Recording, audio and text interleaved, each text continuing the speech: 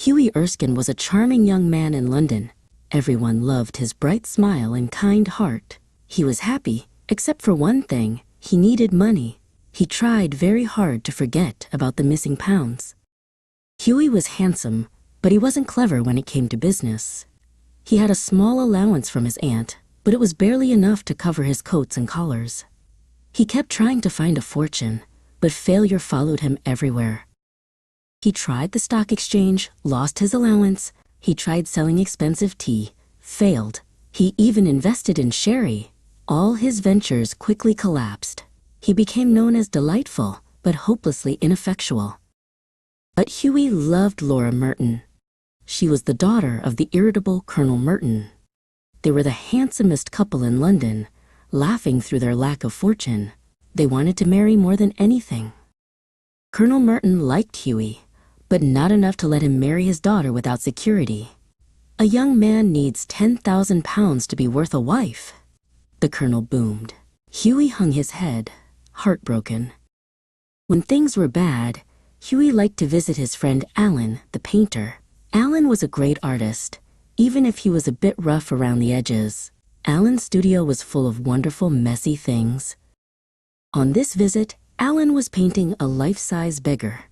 The model was a wizened old man in worn, patched boots, dressed in miserable, dirty rags. He looked utterly wretched and cold. Hughie stood quietly, admiring how perfectly the model posed. Alan boasted, "Isn't him a perfect subject? He's suffering beautifully. I love these old fellows." Hughie felt a deep pity for the beggar. How miserable to be so poor, he thought. He learned the model earned only 1 shilling an hour. Hughie argued, "You get a fortune for the painting, Alan? He deserves more." Alan quieted Hughie. "Don't move him, Hughie.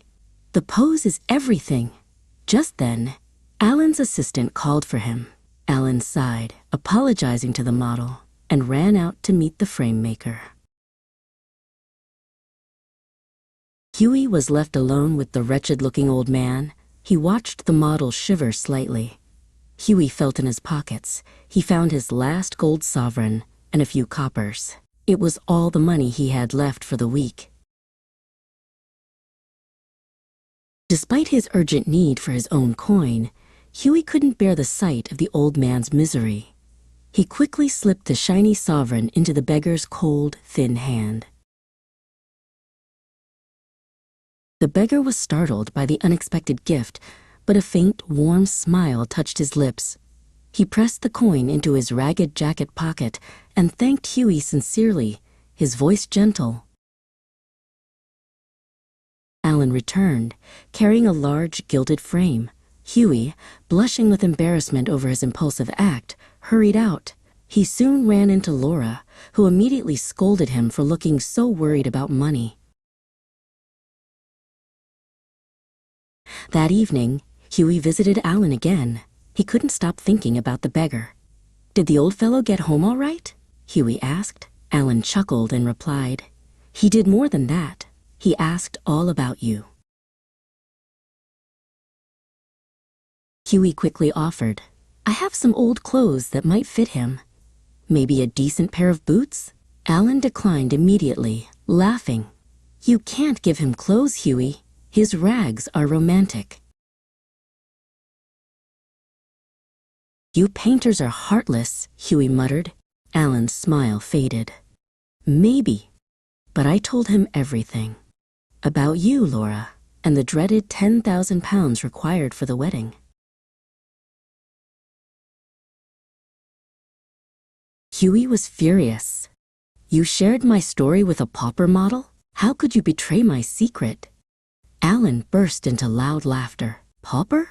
That beggar is Baron Hausberg, the richest man in Europe, and a great patron of art. He was posing for fun."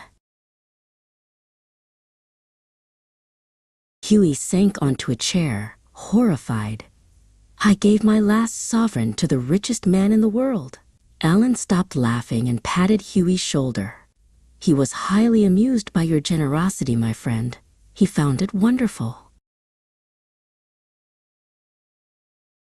The next morning, a messenger arrived at Hughie's house carrying a sealed envelope. Inside was a check for £10,000, marked, "A wedding gift from the old beggar." Hughie married Laura 2 months later. Kindness, you see, always pays off.